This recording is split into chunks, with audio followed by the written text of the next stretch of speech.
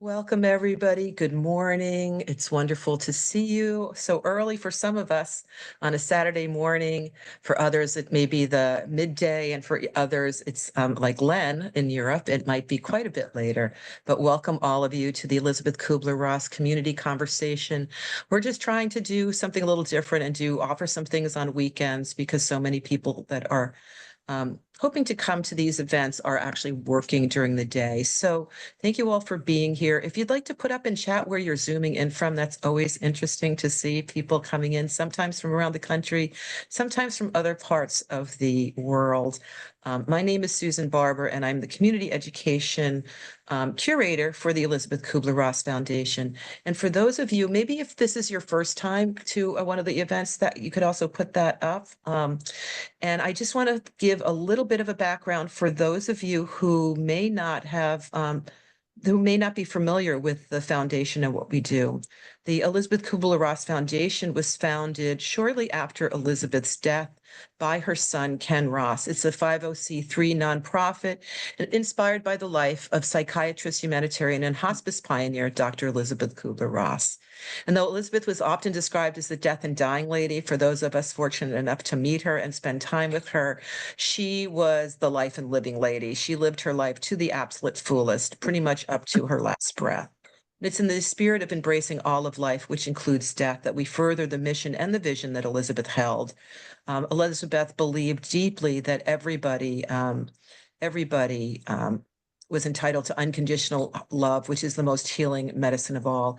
And that's the spirit in which we offer this class. I'm so grateful today to have Len Capozzi with us. Len and I have known each other since the late 80s, almost 40 years. And I will ask Len to introduce himself further, like sort of a little bit deeper introduction. But just to begin with, Len is here as a mindfulness-based instructor. He has incorporated this is a lifestyle choice for Len, and he's been able to share with people for many decades now the benefits of mindfulness.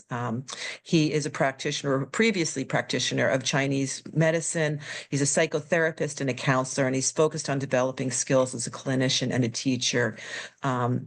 His greatest ability, 100%, is his ability to listen deeply and to connect authentically. And it's in that spirit, Len, that I'd like to turn over today's time. We'll have an hour. The first hour will be kind of Len talking about mindfulness. We'd also encourage people, if they have a question that they have and they may not be able to remember it 45 or 90 minutes later, like me, just to put it up in the chat, and I'll be monitoring the chat, and we'll be able to ask Len those questions. And there will be time for people to like raise their hands, the Zoom hand waving, and to ask questions personally. The last half hour, we try to respond to those. So welcome to you all. And Len, please, this is your hour to talk about mindfulness and stress reduction and reactivity and responding, and welcome to you. All right. Thank you so much, Susan. Good morning. And good morning to all of you, or good afternoon or evening, depending upon where you are on the planet. I happen to be sitting in central Italy, so it's late afternoon here. And it's wonderful to see so many familiar faces, actually. I've got this screen on gallery view. And yeah, I feel like I'm amongst friends, to say the least. So, welcome. And today I'm going to talk with you about a topic that is really near and dear to my heart, first and foremost, because it has just been such a support to me through the decades. It's amazing that Susan and I met. God, I think it was 1988, Susan, That's right, it when we was. when we first met. So the decades have really gone by, and as the decades have passed, it wasn't much before that I was introduced to mindfulness practice through an episode that I'll share with you a little bit later. But through these decades, I just feel like this practice, and my hunch is that, of course, I want to hear back from you, because this is really going to be more of a conversation today than me teaching a class. But I've got a hunch that a lot of you, know an awful lot about mindfulness from your own personal experience and practice. So to some degree, I think we all have some appreciation for what a supportive element this can be in our lives. And I think the title for this conversation today, let's say, really says it all. That ultimately, mindfulness practice, at least from one very important perspective, is about cultivating this capacity to be responsive to our lives instead of being reactive. And also, in a few minutes, we're going to talk a little bit about stress reactivity and how that shows up in our lives, how it can sometimes be problematic. Because after all, stress has a bit of a bad name. And one other thing that actually I want to underline now, and I'm going to come back to it, I'm going to circle back to it a little bit later in our conversation, is looking at the upside of stress and how we can actually work with our mindset to really change our relationship to stress. And that mindfulness practice and mindfulness skills play a vital role in shifting that mindset and coming into a different relationship with how we experience stress. Okay, so as Susan mentioned, I'm a mindfulness-based psychotherapist and counselor, and I'm currently living and working here in Italy. So I'm doing most of my work online at this point with classes and with clients back in the United States. I'm also a certified instructor of a class called Mindfulness-Based Stress Reduction. And all of the familiar faces that I see are folks who have actually taken the MBSR class. I sent out the announcement about this event today to all the alumni. So there are a bunch of you here today, which is wonderful to see. And a little bit later in the morning, I'll share just briefly a little information about my upcoming MBSR class, which starts next Saturday with an introductory session. Although I have to say that today is really going to be kind of an introductory session in some ways as well. All right. So I'm going to share the screen now. I'm not going to share many slides this morning, but there are a couple that I want to share. And this first one is a quote that is often attributed to Viktor Frankl. He was a brilliant psychiatrist who survived the Holocaust and developed something called logotherapy, which was really about finding meaning in life's difficulties and in life. And well, let's just dive into this quote because it really gets to the heart of mindfulness practice. So between stimulus and response is actually the way that the quote is usually cited, but I put reaction in brackets here, and we'll talk more about that in a minute. But between stimulus and reaction, there is a space. In that space is our power to choose our response. In our response lies our growth and our freedom. So, like I mentioned, this is often attributed to Viktor Frankl, but I was reading online that actually Stephen Covey quoted this, citing Viktor Frankl, but it's probably from Rollo May. So, but it's quite a list of luminaries there. And the one thing that I really want you to underline and take out of this quote is the role of choice in this, let's call it this dynamic, okay, this internal dynamic that we're all familiar with of receiving some type of a stimulus, whether it's an external stimulus that we could call a stressful stimulus, or maybe it's an internal stimulus. Maybe it's a thought, maybe it's an emotion, maybe it's a physical sensation that brings up worry or concern. So these are all examples of different types of stimuli that we can experience.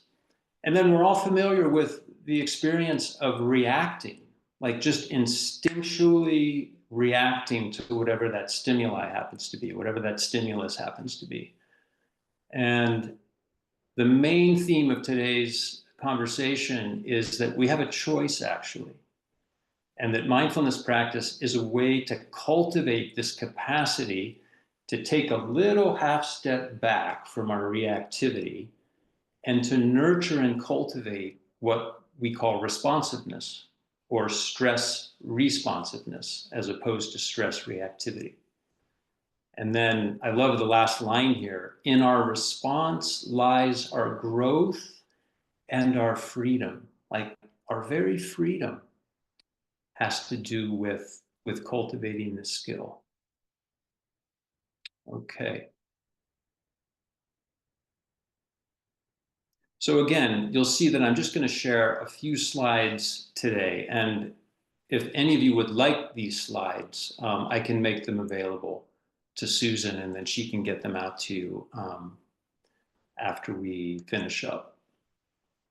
Okay.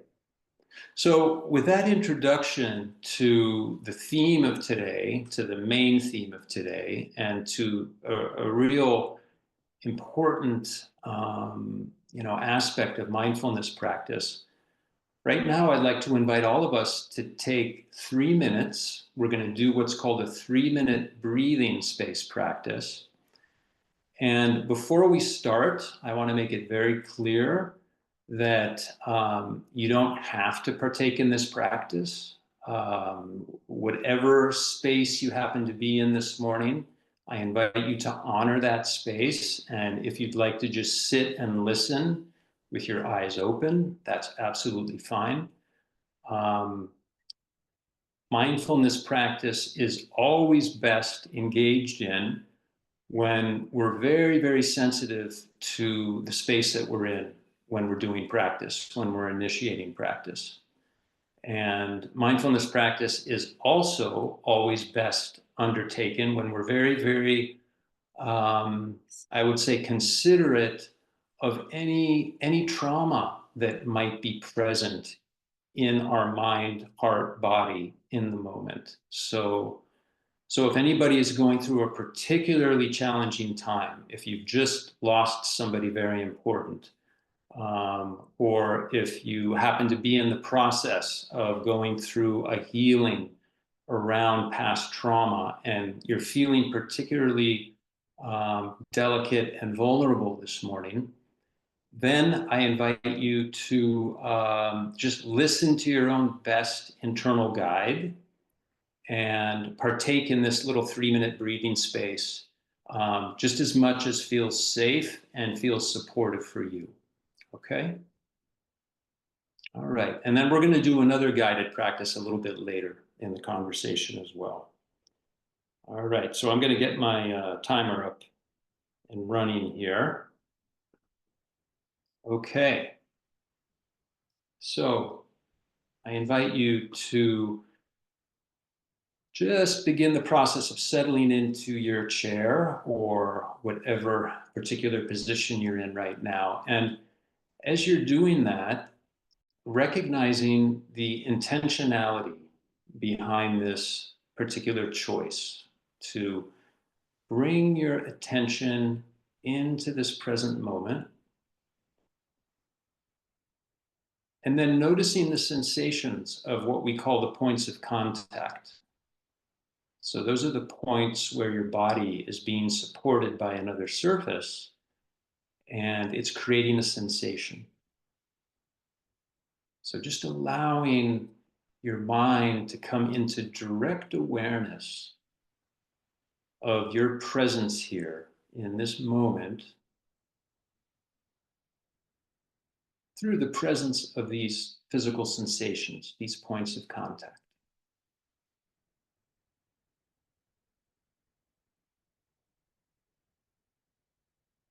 And then noticing how this is really a choice of entering into relationship with your present moment right now.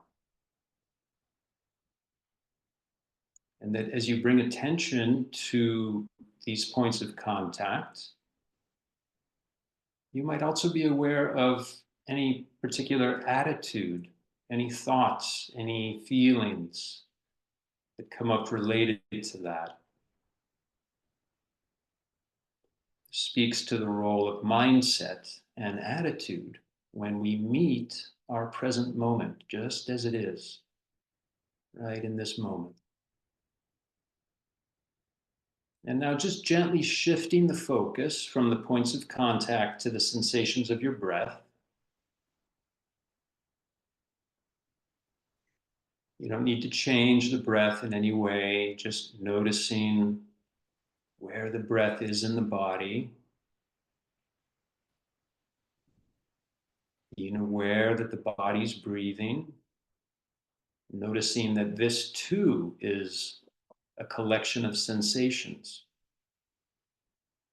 And that there might be thoughts or feelings or reactions that come up in relation to this experience. And if you notice the mind wandering, remembering that that's actually a really normal part of mindfulness practice.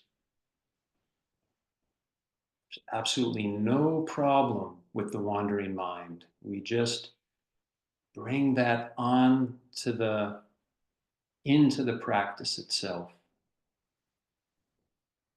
And when you notice that the mind has wandered, you can just gently refocus your attention back to where you were when the mind wandered.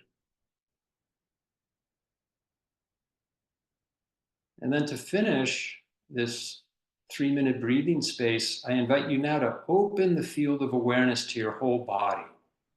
So previously, the invitation was to be with the points of contact and then with the breath.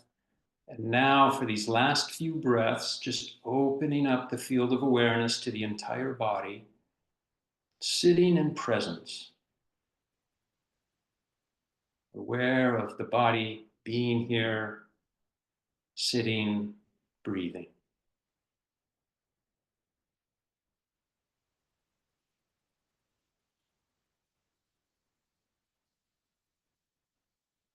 And then to finish up, just taking one mindful breath, just aware that the body's breathing.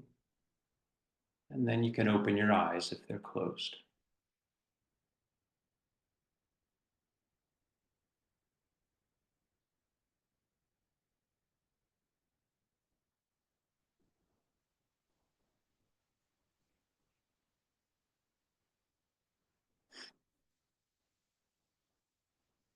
Okay.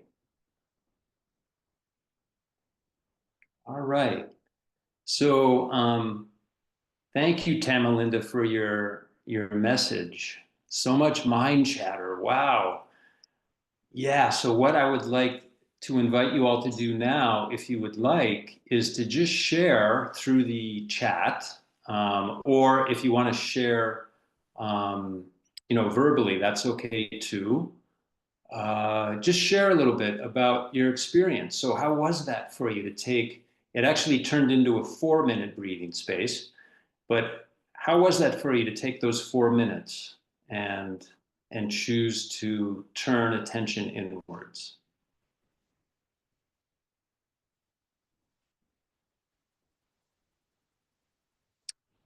Okay, yeah, thanks, Kurt. It was lovely. Susan, it took me the better part of a decade to calm that down a bit, laugh out loud. Maybe that's not useful. That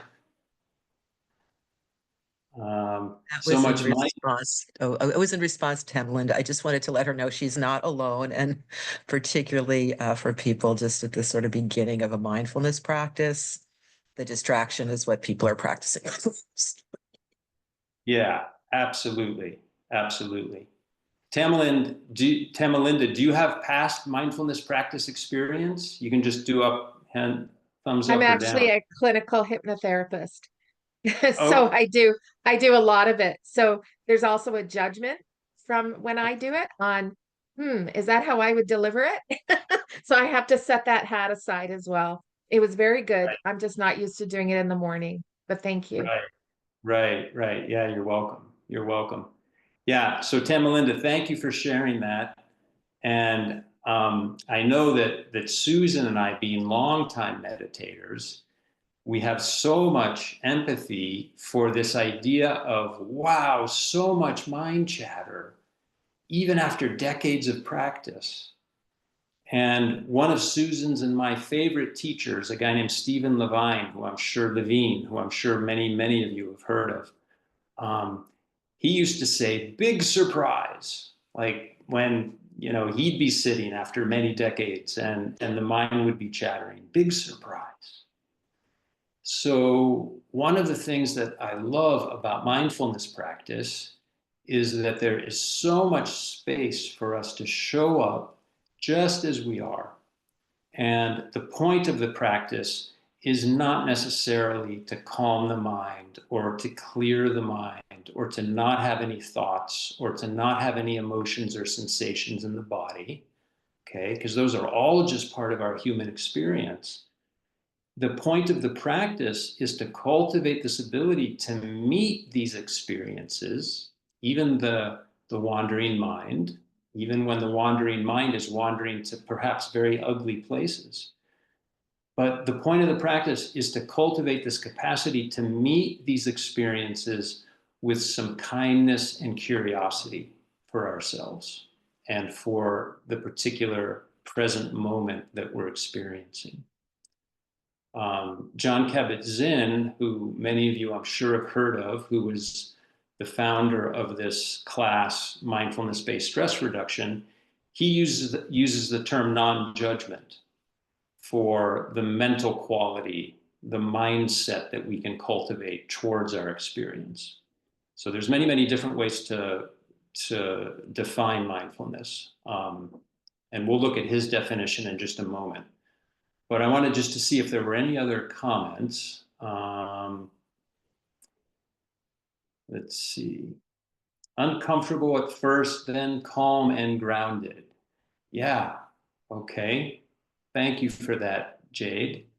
That really kind of resonates. I would imagine that resonates with a good number of you, because when we first sit down, very often that's the experience, that we bring attention into the present moment, into our internal space, what I sometimes refer to as our internal weather. And it can feel quite chaotic. And then even just in the space of a few minutes, like we just did, it's really wonderful to see how sometimes at least things can settle down. Francesca, thank you. For me, it was very calming.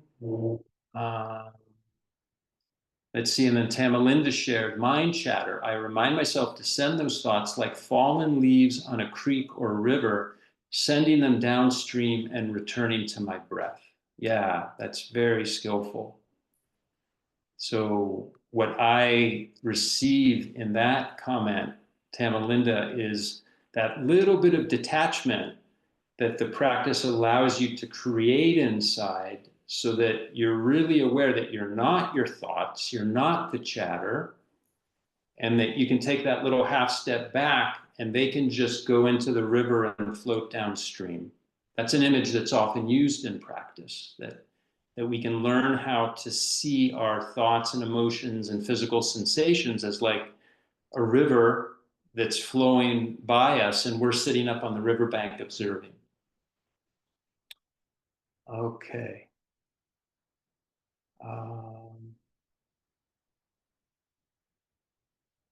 Yeah, so I can relate, and then lots of messages.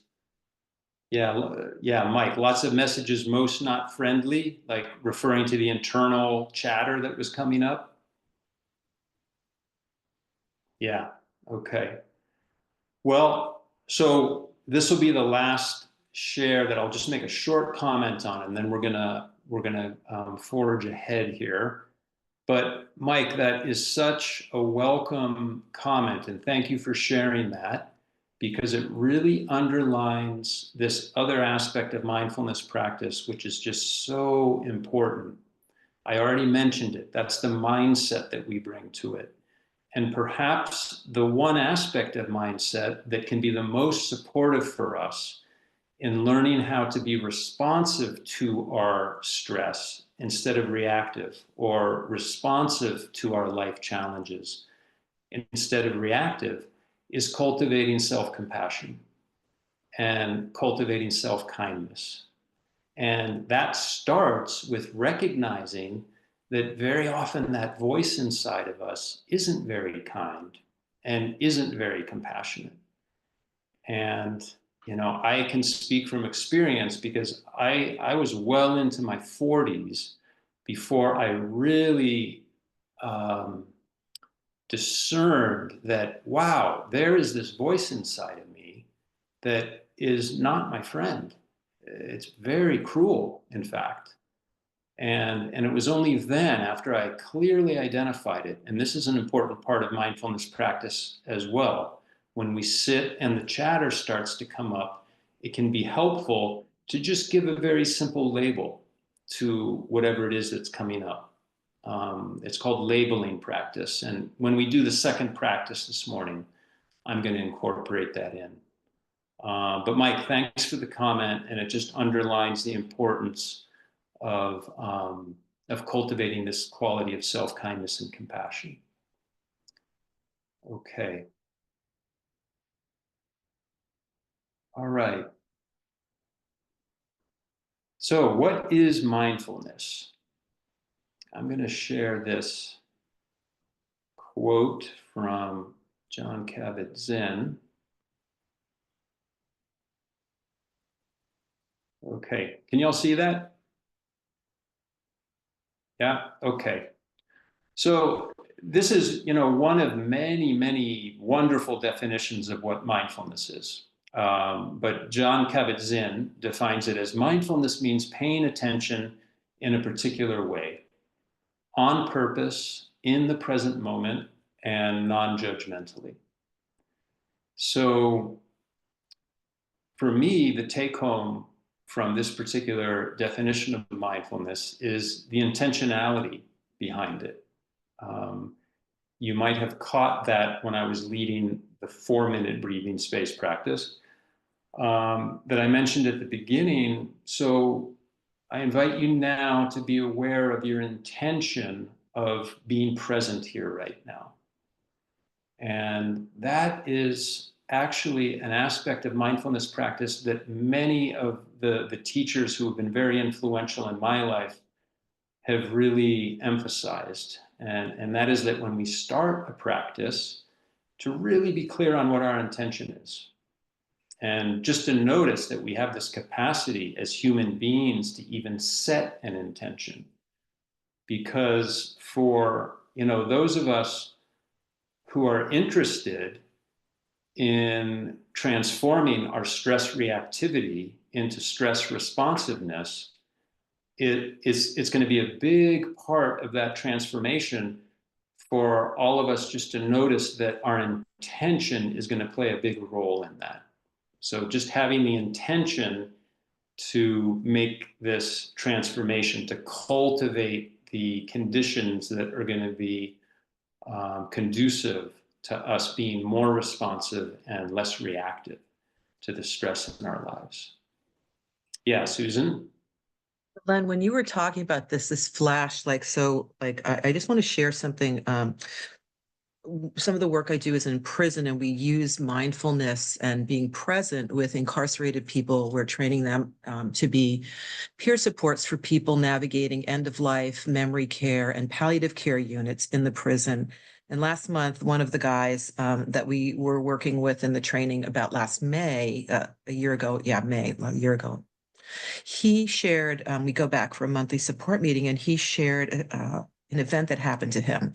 And he is a Black man of a certain age, and he was attending to a patient in a room with some of the nurses.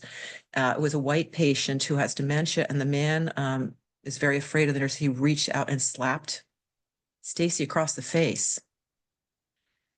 And Stacy said, you know, what was really interesting is I was able to take a breath in that moment and exhale and realize, like, my intention to be here in this memory care unit is to serve people that are not aware of where they are or what they're doing. And I was able to soften my belly then. And just the nurses wanted to write him up and just say, we just need to continue. I'm going to continue to hold it, to talk with him while you continue to change his brief. And I said to him, that's a remarkable story to hear, because he was, people arrive in prison for all sorts of reasons, usually not mindfulness. But he said, that difference between having that moment where he could respond to and be aware and realize his intention was there to be of service, and that he could let go of all of sort of the reactive stuff of being a Black man slapped by a white man in any kind of a situation. And I said, what happened when you went back to your cell, your cage? And he said, oh, no, I had left that in the moment. Occasionally it'll rise in my mind as a thought, but the emotional attachment, it's not there, because in that moment, my intention was to be of service. And I thought, that's such a remarkable, like for me, that difference between reactivity and responsiveness is like, we talked about this. Stephen Levine would say it's the difference between hell and heaven, that you can have something so disruptive or such a difficult situation, and just in that moment, really be aware of what your intention and your attention is there and let go of it and move to the next moment is just such a skillful thing to be able to do in one's life. Yeah, it really is. And that's such a great example. I think probably most of us could feel kind of a visceral reaction when Susan shared the story, and how would we have been in that particular situation? How would our reactivity have shown up, or our responsiveness? And I think if we all just took a second right now, we could probably think of many examples in our lives, even currently, of where there's a lot of reactivity. Especially with many of the changes that are taking place right now. It's very interesting, me being out of the United States, kind of looking back and seeing, the news headlines and what's happening. And there's some shocking things, and there's some reactivity that can come up around some of that. So yeah, this is a priceless skill, and that was just such a good example of how it can be used in daily life. So mindfulness can be defined in many, many ways. We just looked at a definition from Jon Kabat-Zinn. Another really wonderful definition comes from Shauna Shapiro, who's a mindfulness researcher at the University of Santa Clara. And she simply emphasizes the role of intention, attention, and attitude. And how, ultimately, when we're aware of these different factors, our intention, as I've already spoken about, and then how we use our attention. So mindfulness practice is very much about training our attention to be more in the present moment. Like Susan, your friend Stacy, had the ability to stay present with his experience in that moment. If he hadn't been able to stay present with the experience, and I'm sure he felt a rush of reactivity come up inside of him, but instead of allowing it to throw him into the river and for him to get washed down the river, he was able to stay present to that rush of reactivity that came up, while maintaining, as Tamalinda was pointing towards, a little bit of distance, so that he was able to observe that process. And that's what set him free to be able to choose to then not react and to stay present in his body with his breath. And he came down into his belly. It's just a beautiful, beautiful example. And we're going to do something called the stop practice in a little bit that really gets to that kind of dynamic that Susan's friend went through. So one image that I like to use for mindfulness is that it's a bird, and a bird has two wings, and the bird can only fly if both wings are fully functioning. So one wing of mindfulness is present moment attention and awareness. Now, very often people stop there and they think that mindfulness is just about being in the present moment.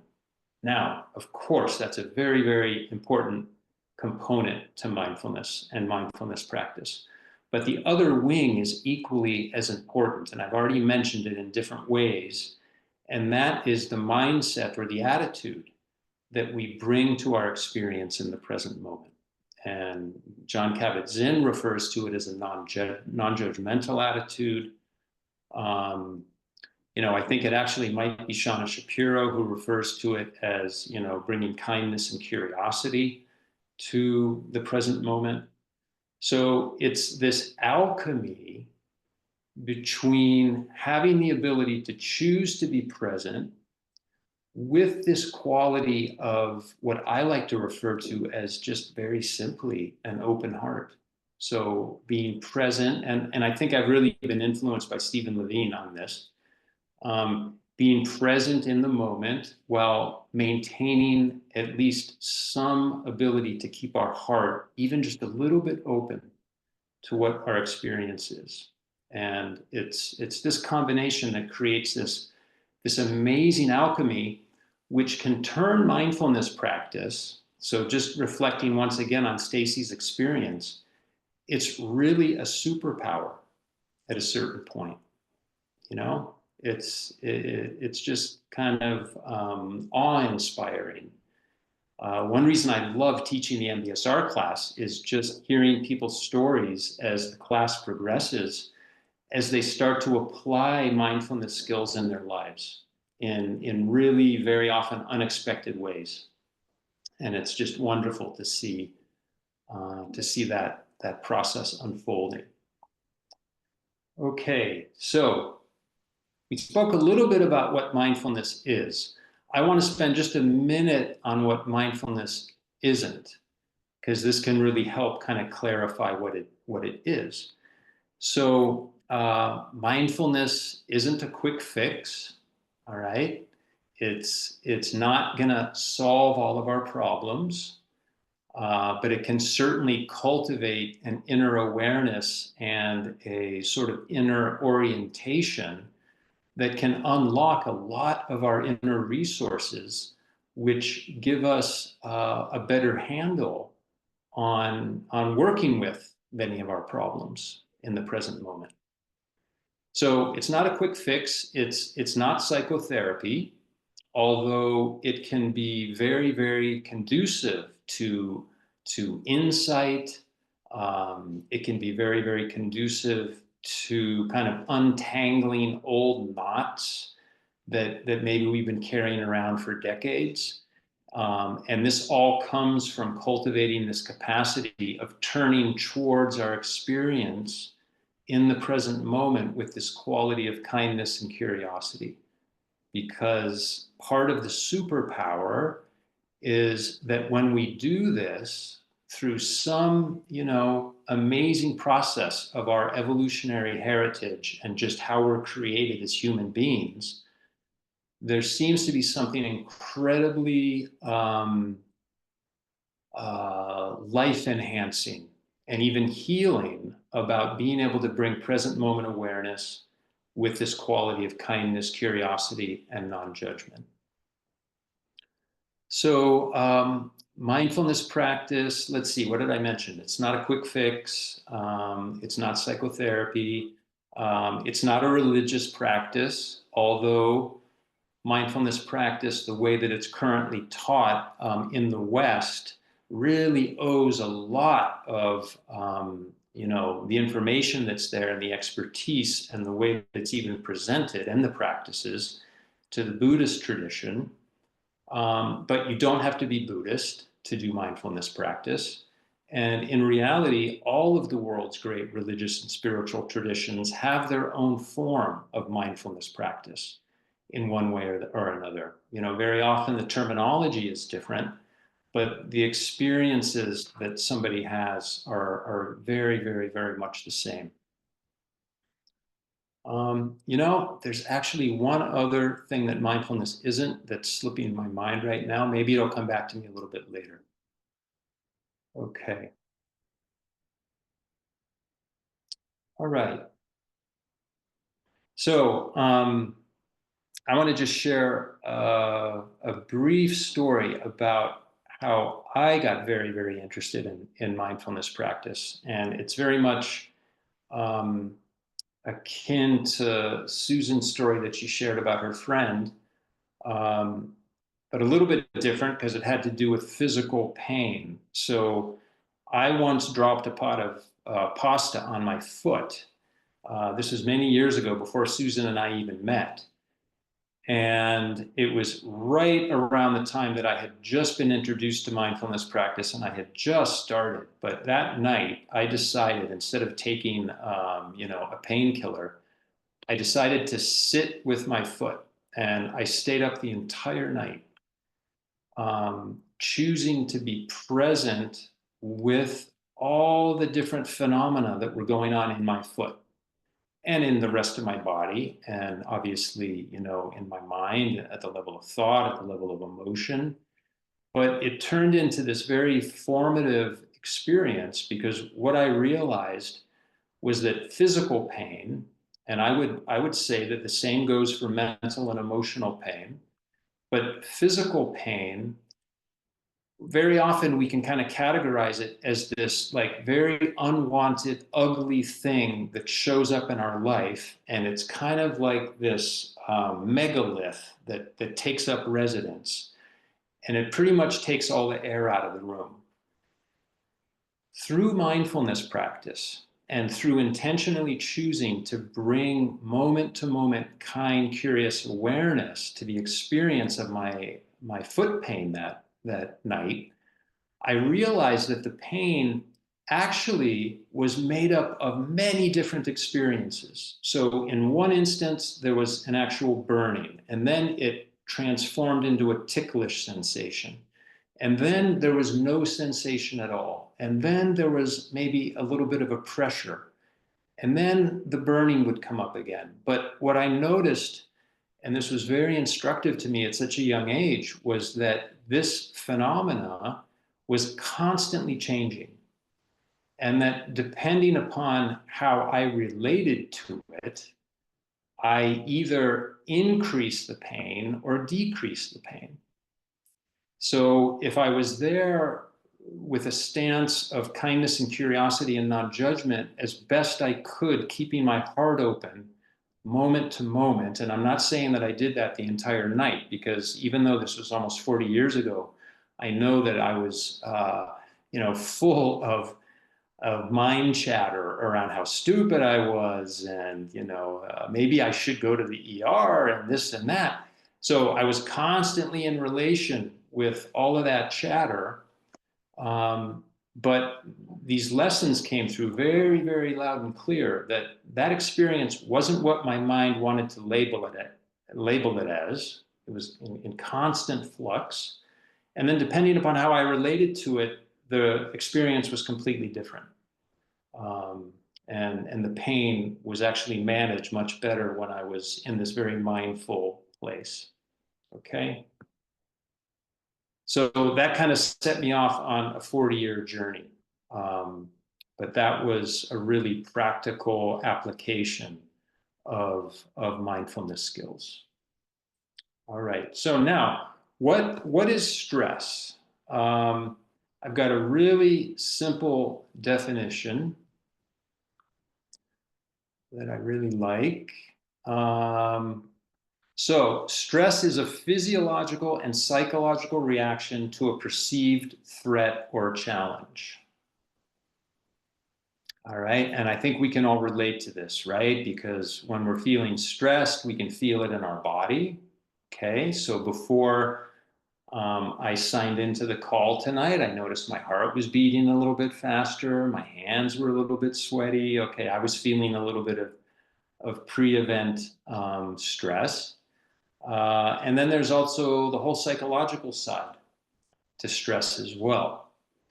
So stress in and of itself is an evolutionary adaptation, which we can actually all be thankful for, because the way that we react to stress, okay, much less respond to it, because responding to stress is even better, but even our stress reactivity is built into us evolutionarily in order to keep us safe. And we're all familiar with the fight-flight reaction, okay, or the fight-flight-freeze, or now they've even added another, fight-flight-freeze and fawn. So we won't go into all those details because that'll take quite a while, but we're all familiar with fight and flight. And the fight-flight reaction, thank God we have that. Thank the evolutionary process that we have that, because there's a good chance that many of us wouldn't be here today if it weren't for our fight-flight reaction. So where we get into trouble, though, is when the fight-flight reaction becomes chronic. And this is kind of a symptom of our modern society, which, perhaps goes back, maybe 100 years. And certainly in the last generation, with the arrival of all of the technology, the whole thing has just quickened. It's really sped up. So the situation that we find ourselves in now, and I know that this isn't news to any of you, is that we can be chronically in a state of fight and flight. So, of course, it's not at the level that, we feel like we have to run away or run down the street, literally, although it could perhaps feel like that subjectively inside of us. But the nervous system, the sympathetic nervous system, which handles this fight-flight mechanism, is constantly kind of low-level stimulated. And that has all kinds of effects, on neurotransmitters and on hormones and on our whole physiology. And I know that you're all familiar with, all of the bad news about that. So, long-term chronic stress, when we live it just from that place of reactivity, can be problematic. There's no doubt about that.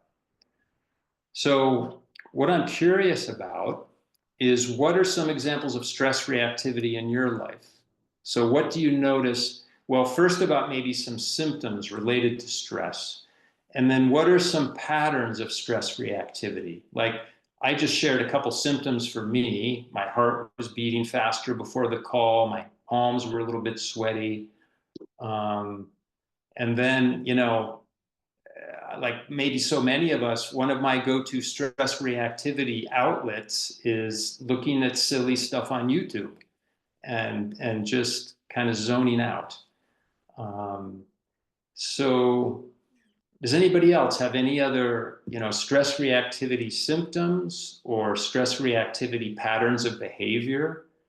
Or if you'd like to just share about jumping right to stress responsiveness, like maybe you have some ways of working with your stress reactivity that you consider healthy and which would fit into the niche of stress responsiveness. So let's see, let me click on the chat here.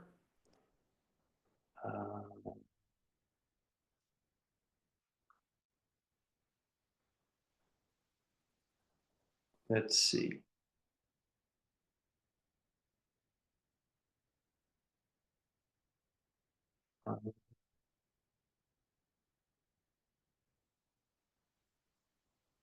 Okay. So, I'm not seeing if anybody responded directly to this question. If you did, maybe raise your hand, and or Susan, do you see? I don't see that anybody, maybe, could you just say it one more time? Like, you're looking to see Yeah. like what people's reactivity. I can say for mine, my reactivity for years, like I would stress response eat whatever I could get my hands on. Mm-hmm. I see now often when things seem very stressful, I will doom scroll through whatever social media I can get my hands on. Also not particularly helpful, and it lifts my stress to like a whole different level. But those kinds of like that kind of reactivity, yeah, I think that's kind of what you're talking about. Right. And then also particular symptoms related to your own subjective experience of stress. Yeah, Yeah. muscle tension or mental catastrophizing. Yeah, thanks, Kurt. Julie, stress in the body, tightening in the shoulders and neck, increased heart rate, eyes wide open. Yeah, so these are all probably things that most of us can relate to. Um, Energy, yeah, thanks, Kathy. The energy goes right up to the head, so there's that rush that's associated with that reactive pattern. Rasul, back pain. Jade, yeah, feeling cold, feeling scared. Right. So all of us have our own particular kind of constellation of stress reactivity symptoms that can come up. And part of the gift of mindfulness practice, for any of you who have a regular practice or who have done a little bit of practice, you know this. One of the gifts of mindfulness practice is that we get to know our reactivity. We get to know our stress reactivity. And we can even learn to befriend our stress reactivity. And that gives us a real leg up on responding instead of reacting, because we start to get to know the internal terrain. And before we get kind of jumped in like the back alley by our stress reactivity, we actually know before we enter that street, well, half a block down, there's a dark alley down there, and I don't want to get down to that place. So through mindfulness practice, we get to know our internal terrain, and we can kind of see ahead of time, oh, I see that reactivity on the horizon, and I'm going to choose to take a little step back, bring awareness down into my belly, bring some kind and curious attitude to this experience right now. Does that image make sense about getting to know the internal terrain, and that can help us to choose to respond instead of react? Okay. All right. How about some, Rasul, you mentioned I close my eyes and sit. So that sounds like a stress response, like you're really choosing to be present with your reactivity by choosing to do something that really does support you to come back to your baseline. I don't actually, oh, no, there you are. Oh, okay, you have your camera off. That's okay. All right, but yeah, thank you for sharing that, because that's a good example of choosing to respond instead of react to stress.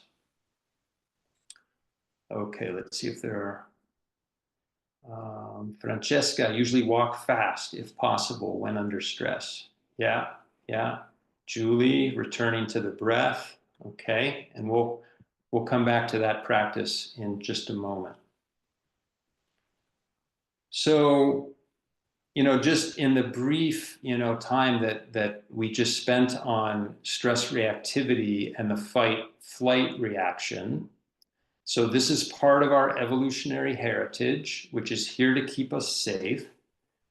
We get into trouble when it becomes chronic and when it's happening outside of our conscious awareness. So we just get into our habitual patterns of stress reactivity, and we're not bringing any intention or attention or a kind, curious, non-judgmental attitude to it. So it's just kind of there working itself under the surface of our conscious awareness. But there's another aspect to our evolutionary heritage, which is just incredibly good news. And it has to do with this idea that there's an upside to stress, and that mindfulness practice can really help us unlock. It can be the key to unlocking that lock of transforming our stress from being reactive to being responsive.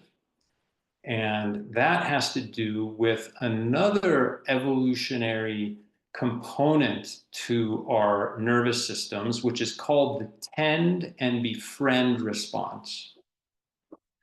So fight flight gets all of the headlines, and it's really been ingrained kind of in, you know, the minds of most all of us.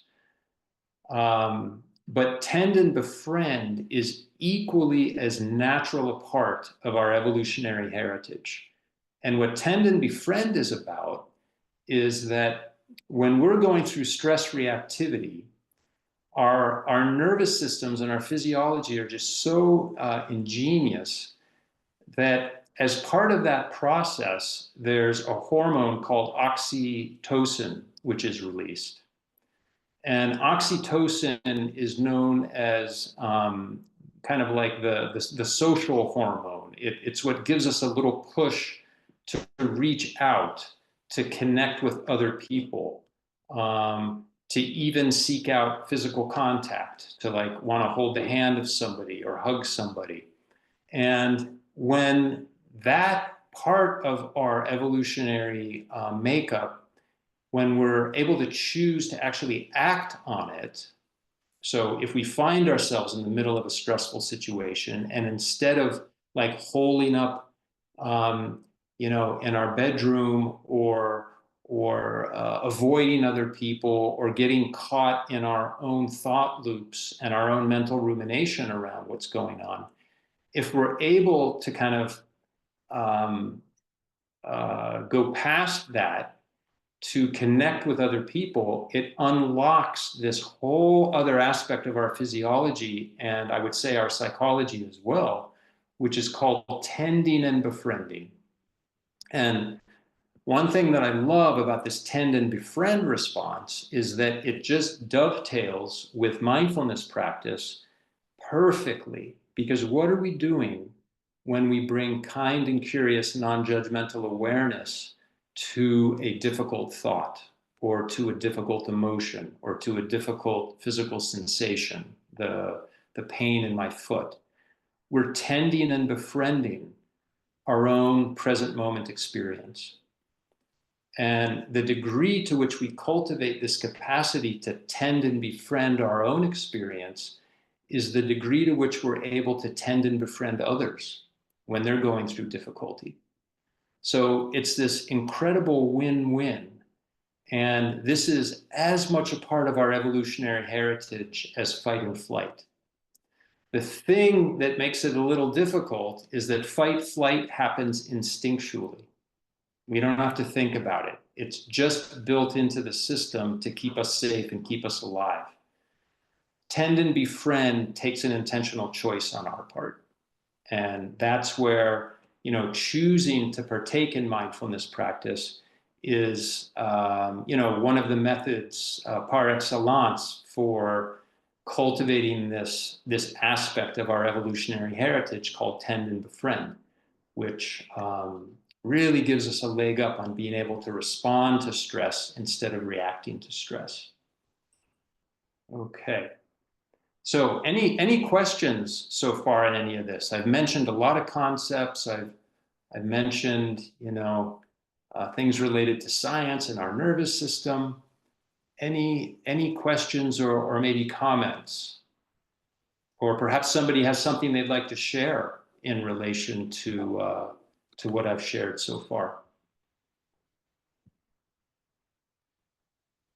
I would encourage people, if they know how to use, of course, the Zoom hand raising, to do that. And I can, if you'd like to ask something in person, or if you just want to put a question or a comment up in the chat, I can let Len know what that is. Thanks.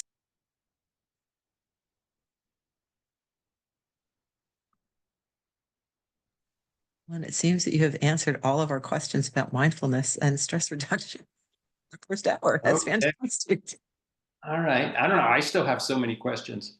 All right. Well, let's take an opportunity now to do a little more practice. And I'm going to, again, share the screen.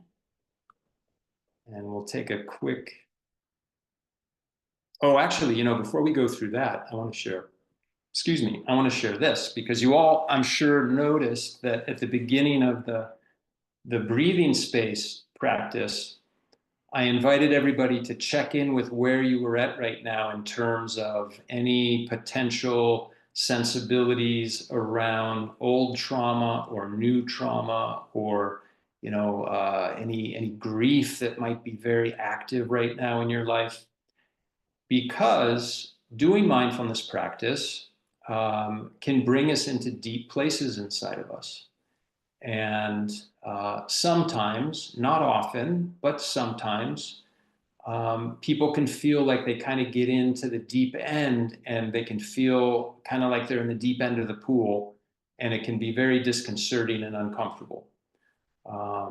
And to be, absolutely clear about the situation, there are times when people get into such a deep end that they have a real crisis related to it. So again, mindfulness practice is something to be approached with real respect and real care. And if you have any question about it being suitable or not for you at this particular time in your life, I would encourage you to talk to somebody who has some experience in teaching mindfulness, to just check in and see.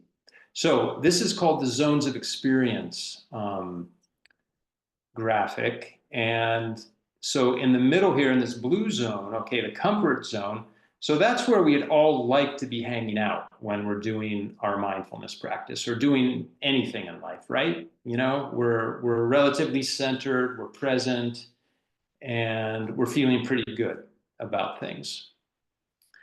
So where most of us spend most of our time in mindfulness practice is in this yellow zone. That's the challenge zone, which comes up when the mind wanders, because the mind is just so prone to wandering for many, many of us. Now, for some of us, it's not. But in my experience, that's the minority of us that have minds that are just kind of naturally centered and calm and able to be really focused during a practice. So I really want to encourage you, especially those of you who are new to practice, to not be discouraged if you notice that the mind is wandering during practice, because that's just part of the practice. And it can be part of our intention to learn how to open our heart with this quality of kindness and curiosity to the wandering mind and to all of the different stuff.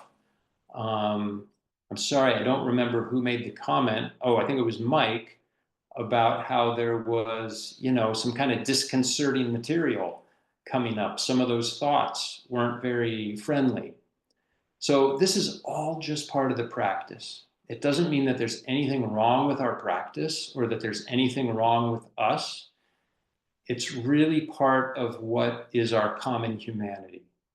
And one of the gifts of mindfulness practice is that we get in touch with this thing that we call our common humanity, which is basically, as Jon Kabat-Zinn calls it in his very famous book, which I recommend to everybody, it's the full catastrophe. Jon Kabat-Zinn wrote a book called Full Catastrophe Living, all about the 8-week mindfulness-based stress reduction class. And it pretty much sums it up. So we can spend a lot of time in our practice kind of going back and forth between being in comfort zone and then finding ourselves in this challenging place where thoughts are roiling and maybe sensations in the body, and we're getting distracted.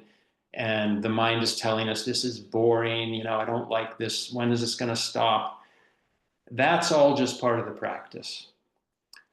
What we want to be very careful about, though, is if we start to get into this red zone of feeling overwhelmed in any way, if any of that content starts to feel very unsafe, or like it's bringing us into territories inside of us that are very unexplored and that we just don't feel like we have the bandwidth to sit with, then in that case, open your eyes, get up and get a cup of water, call a friend, do something to just bring yourself back into, well, ideally the comfort zone, or at least the challenge zone, so that you're feeling safe and you're feeling grounded. And if this happens habitually, then maybe it's time to check in with somebody about if mindfulness practice is suitable at this moment, and then to proceed from there. So, Susan, I know that you have so much experience. I'd love to hear your input on this particular topic, if you feel like you have anything you want to add to that. I would be interested to see what people's experience in the room might be, and then maybe make say something about that. But I'm very curious about if people are here to for out of curiosity, or I'm just kind of curious how if people have moved through these zones of experience, if people have had an experience, or if people are curious about kind of where their own experience falls in this. It is a quiet group though today, that's for sure. All right. So, but I'll stop sharing to see Good practice. any messages come in for that. Yeah, no, I haven't seen anybody. I see All some right. thumbs up. Oh, here. Oh, somebody's talking about, can you talk about what it is to open the belly? And I think that's a reference to Stephen Levine's soften the belly. Ah, okay. Yeah, well, that's going to come up right now, because we're going to go into this next. We'll do a little 5-minute practice. Yes, that would be great. But at least as far as the zones of experience go, it's just a very, very important part of presenting mindfulness practice. And I just invite everybody to really kind of keep this in mind, to kind of normalize your experiences that you have when you're engaging in practice, and to be careful about, any potential wandering into that red zone. Okay.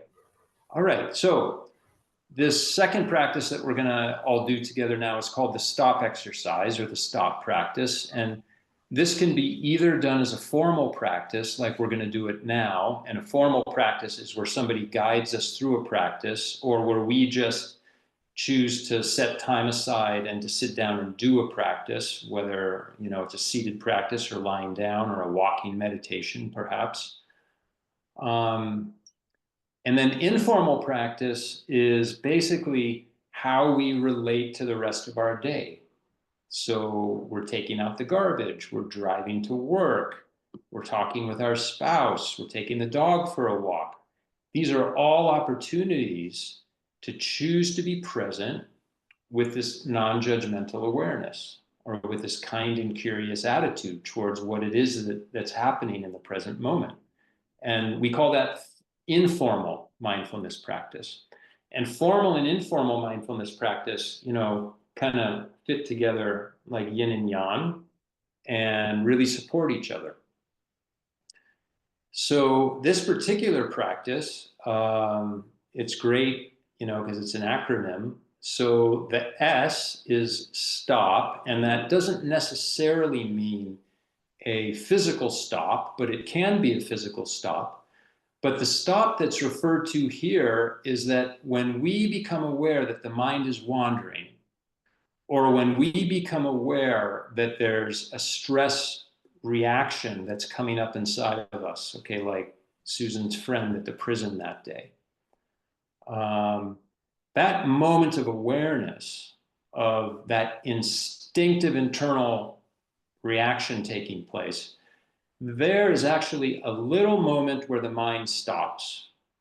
When we bring awareness to these internal mechanisms, the mind actually stops for a split second. And that opens up this space, going back to the quote from the beginning of the talk, right? So between stimulus and reaction, there is a space. In that space is our power to choose our response. And in our response lies our growth and our freedom. So we recognize the mind has wandered, or that we're in the middle of a stress reaction, or in the middle of a panic attack, or that a panic attack is just starting to come up, right? So we notice that, and then we remember, oh, there's this thing called mindfulness practice. I'm going to take a mindful breath. So we intentionally choose to bring our attention into the body to the level of physical sensation. And that automatically breaks the cycle of that compulsive thought loop, which might throw us into the river that Tamalinda mentioned, which would then just kind of wash us downstream in that stream of reactivity, that stream of old conditioned thoughts, behaviors, emotions, physical sensations. But instead, we intentionally choose to direct our attention towards the body, and in this case, to the sensations of the breath. So we take a mindful breath. It doesn't have to be a belly breath, but if it is a belly breath, that's going to be even more supportive, because the belly breath activates the diaphragm. The diaphragm is that strong muscle that separates the chest cavity from the abdominal cavity. There's all kinds of innervation there that hooks into the sympathetic and parasympathetic nervous systems. And when we mindfully take a belly breath where we inhale and the belly expands, the diaphragm does this. It's like an inverted dome. And as the diaphragm does this, okay, on the in-breath, it expands the organs in the belly. So we're not literally breathing into the belly, but the belly expands because there's less space for the internal organs there. So it seems like we're breathing into the belly, but what that does is it stimulates the parasympathetic nervous system, which is like the brake in our central nervous system that puts the brake on stress reactivity. So it's a physical way to very, very powerfully influence how we're experiencing stress in the moment. So we notice the mind has wandered, or that stress reactivity is coming up. We intentionally choose to bring mindful awareness to the body, to the breath, with this quality of kindness and curiosity. That brings us into the moment. It gets us out of our head and into our bodies. Then we can choose, if we want, to observe other sensations, thoughts, and emotions that are present. And this helps us to just become more aware of that internal terrain that's present when we're experiencing stress reactivity and stress responsiveness, which helps us to make better informed choices going forward, because we get a little bit of warning ahead of time. Well, I know what this feels like now. So observing sensations, thoughts, and emotions in a mindful way. And then P, proceeding mindfully, we don't know what that's going to be until we've gone through the first 3 steps. So the P kind of shows up as the surprise at the end of the process.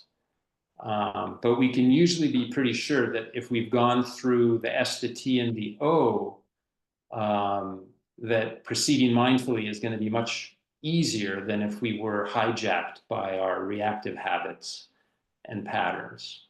Okay, so let's take 5 minutes now to, once again, I invite you to just settle into your chair. If you'd like to have your eyes closed, that's okay.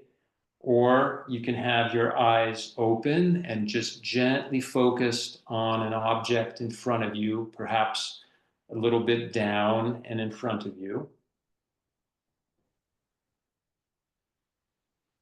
And then just noticing once again that intention of bringing your attention into this present moment.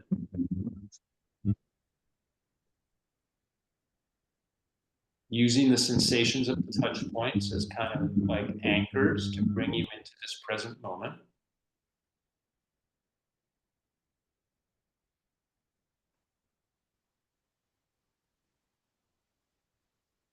And then once you feel like you've reached a place where perhaps the mind has settled just a little bit compared to previously, or perhaps you're noticing that the mind is just really awash in thoughts and feelings and chatter, Either way, that's okay.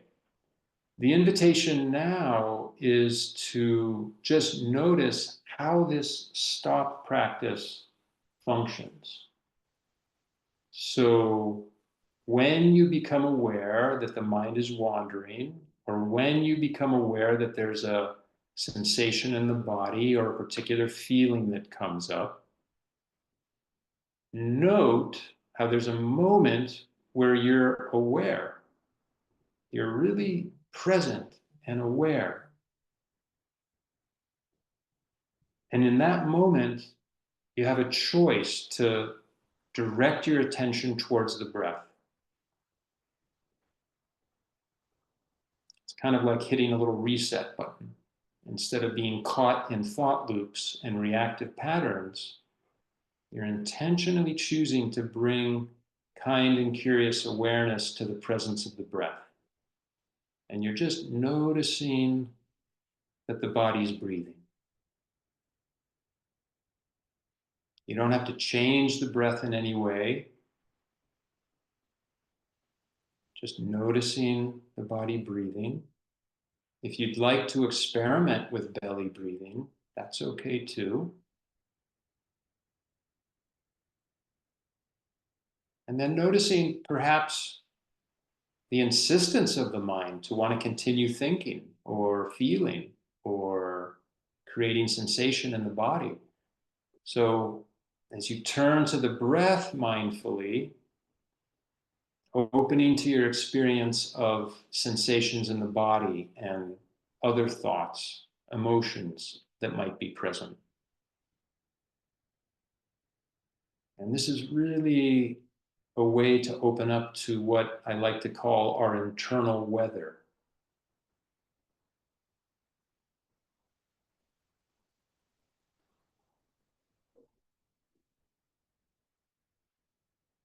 So just sitting with the internal weather right now. And as best you can, just letting it be as it is, breath by breath.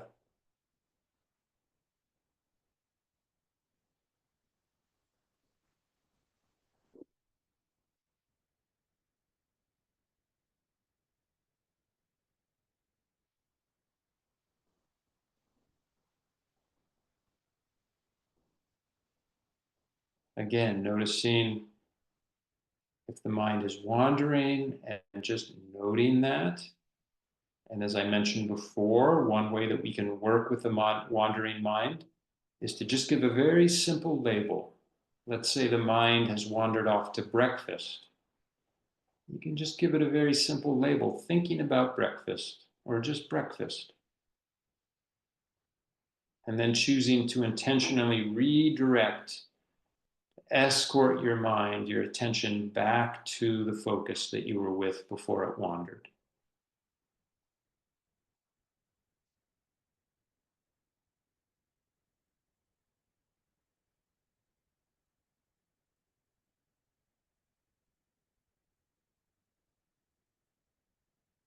And then noticing the quality of the mindset that you're bringing, the attitude that you're bringing to this present moment, whether you're present with the breath or you're present with sensations or thoughts or emotions.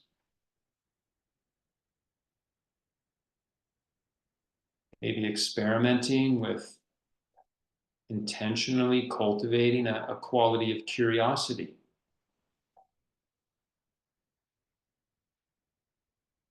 What is this experience like in this moment?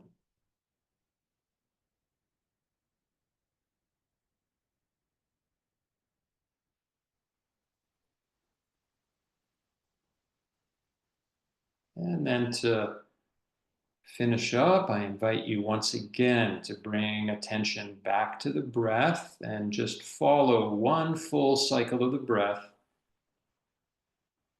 One full inhalation and exhalation, just being aware of the presence of the breath in the body. And then you can open your eyes.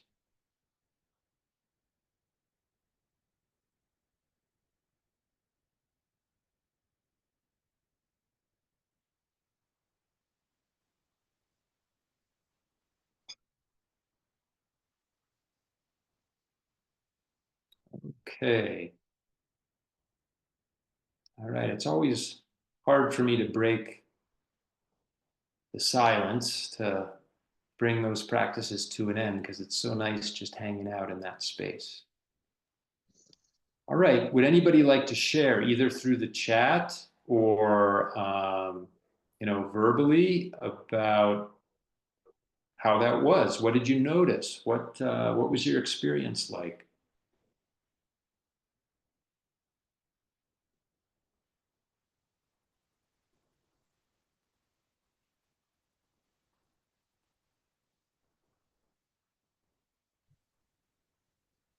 Very relaxing for me.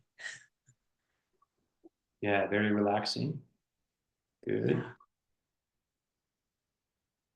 I feel like I'm Was, more in my body than like I can notice a lot of times my mind sort of going, going, going. But after like a few moments of mindfulness practice, I just feel like I'm more landed in my body. mhm.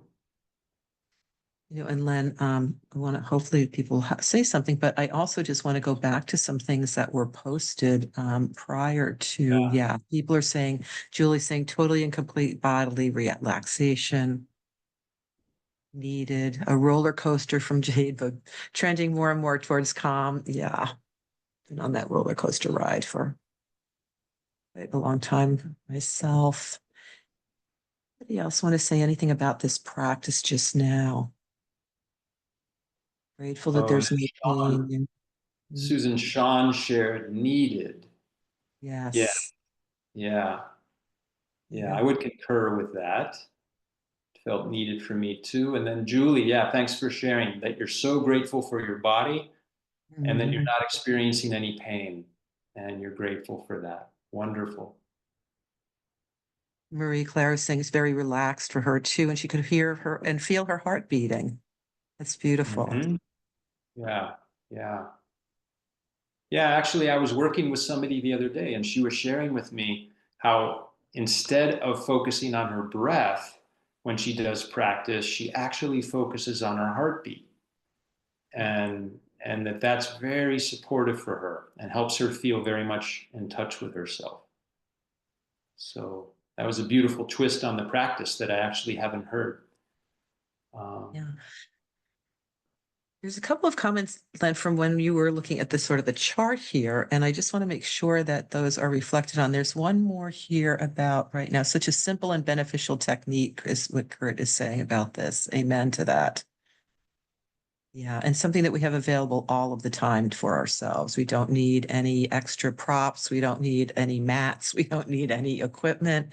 We can just really focus on our breath yeah, and our yeah. body.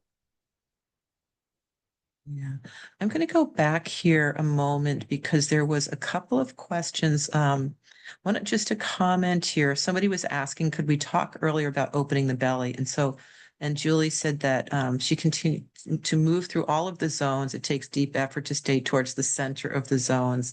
Learned and tried to be graceful and tolerant when things get scary and overwhelming, and keep the intention to try to and move into calmness. And then Kathy says, well, another person said her background is, or their background is with imaging. They found the first exercise very helpful to get into a deep state of relaxation in a very short time. And then Kathy talking about dropping into the belly is so key. What is it about it that opens up depth, opens us to spaciousness? And then said, when the mind stops as we drop in and drop down, wisdom emerges as the belly softens constriction and opens to spaciousness. From Hmm. up to down, then down and up. And I just want to say, like with my experience, Stephen Levine, like we've talked about him a bunch, and he was just such a incredible part of my life and my teacher, and then my friend, my family. And his talking about soft belly, it's really allowing sort of in our this was, he was talking about this 40 years ago, but just the tension that we carry in our body just to move through time and space is sort of in this sort of armored and hard kind of way. And that, particularly our belly is just tight a lot, particularly women are told over and over, tighten the belly, you got to look good, you got to keep that belly tight. I think men also have that sense. And the sense of opening the belly does, as Kathy said, create spaciousness, but also I think it's just sort of an opportunity to it creates space in the body for things to arise. And I think there's just so much grief in all of that holding. And by softening to that, we can let some of that sort of float and become more aware of how we're carrying our body around. And, the sensations like stress, trauma, like what gets really stuck in the body, and the softening of the belly, for me, has allowed the rest of my body to soften, and also then eventually the mind to soften a little bit as well. So I don't know if Yeah. that's full.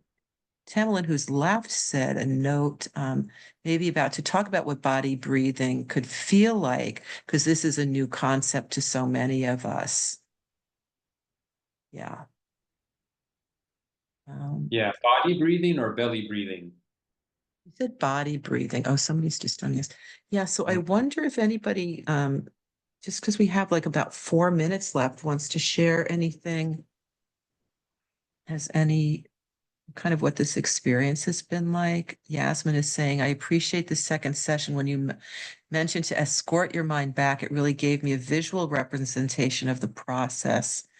Reminded me of the untethered soul, which mentions to be aware that you are aware of what is going on, that you are the witness, the experiencer who is experiencing. Thanks for reminding of me of that. Yeah. Oh, you're welcome, Kathy. Yeah. Yeah. Anything else? I'm kind of curious if this was the first experience for mindfulness for anybody that's here today. If you just want to put that up in the chat, it does feel like there's people with lots of experience here, some people, but I'd imagine Francesca is saying thanks for such an amazing meeting. If there's anybody here that this was your first experience, just curious, like if you want to say anything about what that was, how this was.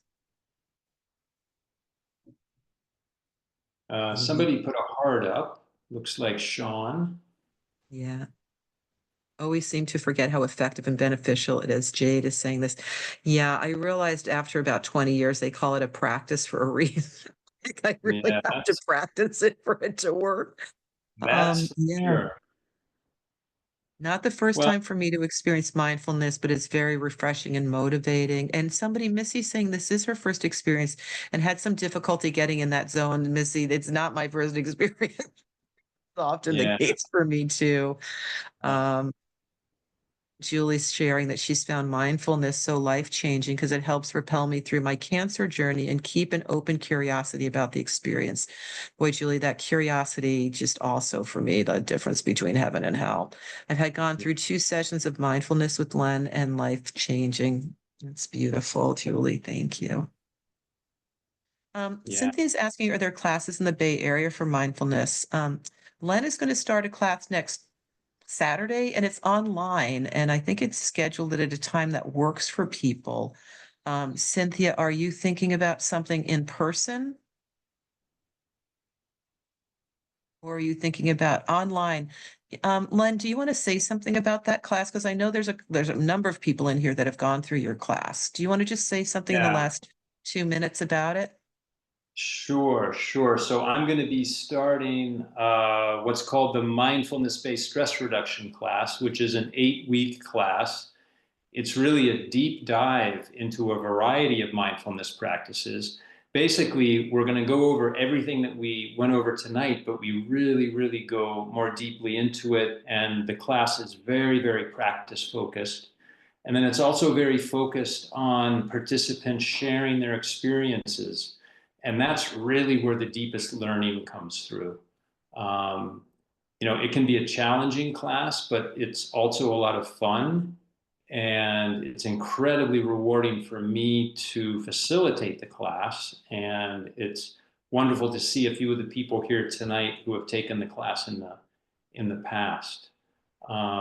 So what I'm going to do is, let's see, how do I put a message out to everybody? I was just going to put out my email in case you're interested. You just put it up in the Susan, chat, Len. Just put yeah, it I'm up in. in the chat. Why don't you, Uh, it's like, I can just put it up. It's Len Capozzi. no, Okay, LeoCapozzi yeah, 108. that's right. At Yeah, Gmail. so Leo Capozzi 108 at gmail.com. Yeah, so if you happen to be interested in the upcoming MBSR class, drop me an email and I'll send you an information sheet, and then we can go from there. Len, how many weeks is it? It's an 8-week class.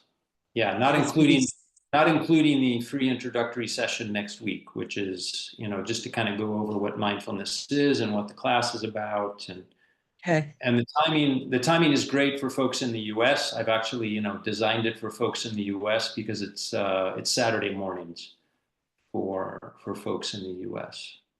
And what time do you know yet? What time it's going to be? Yeah, 9:30 in the morning until noon. 9:30 Next, Pacific time, like our yeah, time right now. 9:30. Yeah. Next week's Okay. session is 9:30 to 11, and then the class itself is 9:30 to noon. And Kathy's asking, is this for beginners or for experienced practitioners? Is it more in depth? Oh, it's absolutely for beginners. Yeah. Yeah. Yeah. But there are people who have taken the class. One person has taken the class 3 or 4 times. So it's also for, experienced practitioners.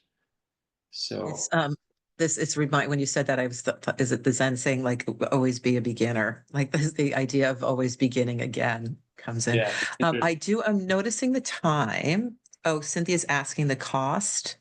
Thank you. Kurt is saying he has to leave. Yeah. Have you settled on a cost for this, Len? Yeah. So there's the full tuition is $425, including there's a all-day retreat on Sunday, May 11th. But I have a sliding scale, and I really encourage people to be very much at ease in talking with me if they need to use the sliding scale, because I just love teaching this class and I love making this information and experience possible to as many folks as are interested in taking the class. So please don't let the tuition be a barrier in any way. Thank you, Len. On Yeah. behalf of the Elisabeth Kübler-Ross Foundation, I just want to thank you all so much for joining us this morning. For those of you who were able to make a donation, thank you so much. The only way that we can keep these classes free is because some people are able to donate, and that's been really wonderful. So thank you all. You'll be on the email list for our next adventure in community education or author talks. And Len, I can't thank you enough so much for your time this morning, for the brilliant and just mindful time you've spent with us. And Yasmin, thank you. I do hope really I would never hesitate to talk to Len if financial concerns are the only thing keeping you from this class. And he is a wonderful teacher, I can tell you that. So thank you all for being here. Have a wonderful rest of your day. Have a mindful week. And I hope to see you again at another event. And we will be sending information out as soon as Ken Ross is able to put it up online. We'll send you the resources that were talked about today and a link to this recording. So thank you all for being here. I'm going to turn off the recording now and stick around for a couple of minutes. If any of you have questions that you didn't want to raise in the class or for whatever reason, we're just going to turn off the recording. Thank you all on behalf of the Elisabeth Kübler-Ross Foundation.